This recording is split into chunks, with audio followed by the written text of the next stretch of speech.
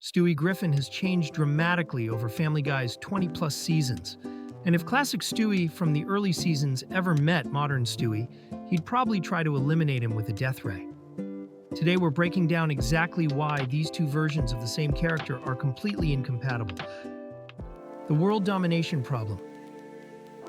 Let's start with the most obvious difference. Classic Stewie's entire personality revolved around taking over the world. In early episodes like Mind Over Murder and Road to Rhode Island, his basement was filled with weapons of mass destruction, weather machines, and elaborate plans for global conquest.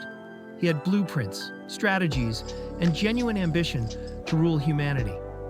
Modern Stewie? He's more concerned with Broadway musicals and getting Brian to drive him to the mall. When was the last time you saw him working on a doomsday device? The shift is so dramatic that if you showed a Season 3 Stewie an episode from Season 18, he'd think it was a parallel universe where he'd been replaced by an imposter. Classic Stewie would see modern Stewie as soft, weak, and a complete failure to the cause. All that potential for villainy, wasted on show tunes and friendship bracelets. Matricide is off the table. Remember when Stewie's primary motivation was killing Lois? Episodes like Stewie Kills Lois showed us exactly how far he was willing to go. He had elaborate murder plots, assassination attempts, and a genuine hatred for his mother that drove entire storylines.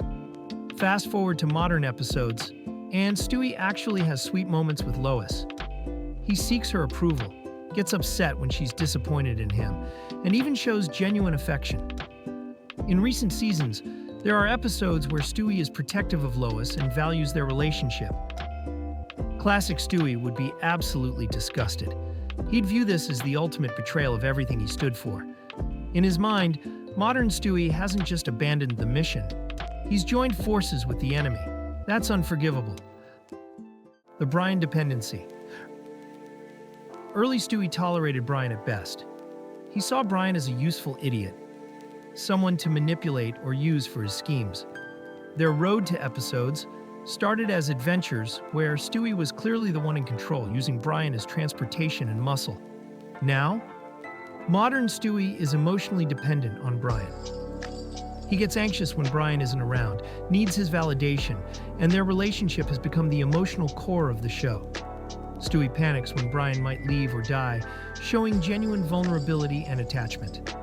Classic Stewie would see this as pathetic weakness.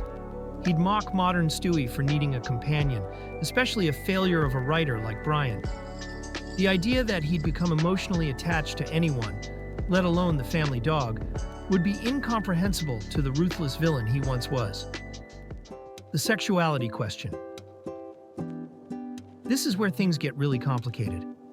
Classic Stewie had occasional hints and jokes about his sexuality, but they were rare and usually played for shock value.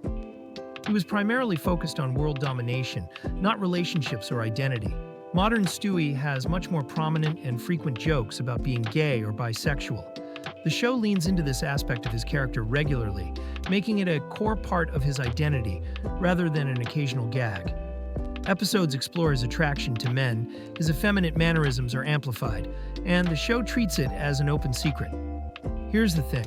Classic Stewie would probably hate that this became such a defining characteristic, not because of the sexuality itself, but because it overshadows everything else about him. He went from evil genius bent on world domination, who happens to have these traits, to flamboyant character whose main personality trait is being sassy and possibly gay. Classic Stewie's ego would be furious that he's been reduced to stereotypes. Intelligence downgrade. Early Stewie was legitimately terrifying because of how smart he was. He built time machines, teleportation devices, and mind control technology. He understood quantum physics, genetic engineering, and advanced robotics. His intelligence was played seriously. He was genuinely more intelligent than almost everyone on Earth. Modern Stewie is still smart, but it's inconsistent. Sometimes he can barely work a smartphone. Other times he's building interdimensional portals. The show treats his intelligence as a plot device rather than a character trait. He'll be a genius when the story needs it, then act like a regular toddler when it's convenient. Classic Stewie would be insulted by this inconsistency. He'd see modern Stewie as having squandered his intellectual gifts, using his genius for trivial pursuits instead of meaningful conquest. What's the point of being smarter than everyone if you're not going to use it to subjugate them? The Rupert factor. Both versions of Stewie love Rupert, his teddy bear. But the way they express that love is completely different. Classic Stewie's attachment to Rupert was played as a darkly comedic contrast. This evil genius who wants to murder his mother still sleeps with a teddy bear. It was a vulnerability that made him more complex and interesting. The relationship was private and somewhat embarrassing to him. Modern Stewie openly parades his love for Rupert without shame. He has conversations with Rupert in front of others, brings him everywhere, and treats him as a genuine companion rather than a secret comfort object. The shame and contrast are gone. Classic Stewie would hate that modern Stewie has turned what was a private weakness into a public personality trait. He'd see it as humiliating. Another example of modern Stewie having no dignity or self-respect. Violence and consequences. Remember when Stewie actually killed people? He murdered his half-brother Bertram, shot Lois even if it was a simulation, and casually eliminated anyone who got in his way. Violence was a tool he used without hesitation, and the show played it seriously within the context of his character. Modern Stewie rarely engages in actual violence anymore. When he does, it's usually slapstick comedy or immediately reversed. The show has softened him considerably.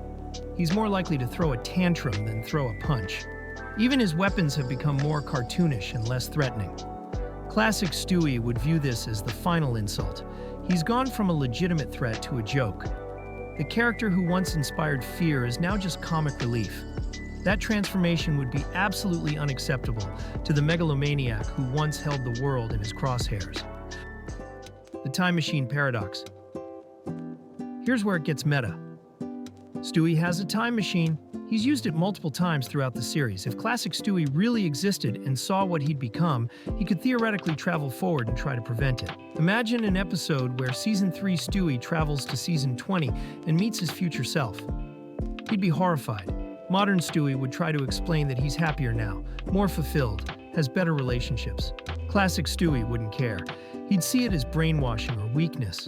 The confrontation would be brutal. Classic Stewie would try to fix the timeline to prevent whatever caused this transformation. Modern Stewie would have to defend his evolution, argue that change isn't always bad, that growing beyond your original purpose isn't failure. But Classic Stewie wouldn't listen. To him, modern Stewie represents everything he feared becoming. Domesticated, soft, and ordinary. He'd rather die as a villain than live as whatever modern Stewie has become. Character development or character assassination? This brings us to the real question the show has never fully addressed. Is modern Stewie the result of character development? Or did the writers just abandon what made him interesting? Character development would suggest Stewie grew, learned, and changed based on his experiences. Maybe all those adventures with Brian taught him that relationships matter more than conquest.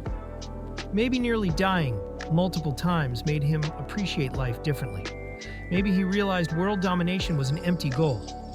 But it doesn't feel like development when it's never acknowledged. Stewie never has a moment where he consciously gives up villainy. There's no episode where he decides to change. He just gradually became a different character, and the show acts like he was always this way. Classic Stewie would call this what it is. The writers got lazy. They found it easier to make him a sassy sidekick than maintain the complexity of a baby supervillain. They sacrificed his edge for broader appeal and easier storylines. What modern Stewie would say? To be fair, if modern Stewie could respond to all these criticisms, he'd probably point out that Classic Stewie was miserable. Sure, he had ambition and drive, but he was also isolated, angry, and constantly frustrated. He had no real relationships, no joy beyond schadenfreude, and no purpose beyond vague dreams of conquest. Modern Stewie might argue he's actually living now, not just existing in rage. He has a best friend. He pursues interests beyond murder. And he's found happiness in unexpected places. Maybe growing up isn't about maintaining your worst qualities. It's about discovering who you really are beneath the anger. Classic Stewie would call that rationalization. Modern Stewie would call it maturity. And honestly, they'd both have a point. The verdict. At the end of the day, classic Stewie and modern Stewie are fundamentally incompatible. One is a villain who sees the world as something to conquer, the other is a character who's found his place in it. One values power above all else, the other values connection. Classic Stewie wouldn't just hate modern Stewie, he'd see him as a cautionary tale. Proof that even the most ambitious plans can be derailed by comfort, complacency, and caring about people. He'd view modern Stewie's happiness as a prison, his friendships as chains, and his acceptance as surrender. Whether you prefer classic or modern Stewie probably says something about what you value in characters. Do you want consistent, edgy villains who stay true to their original concept? Or do you appreciate characters who evolve, even if that evolution means losing what made them unique in the first place? The truth is, both versions have their merits. Classic Stewie was funnier when Family Guy was darker and more boundary-pushing. Modern Stewie fits better with the show's current tone and provides emotional moments the early seasons never could.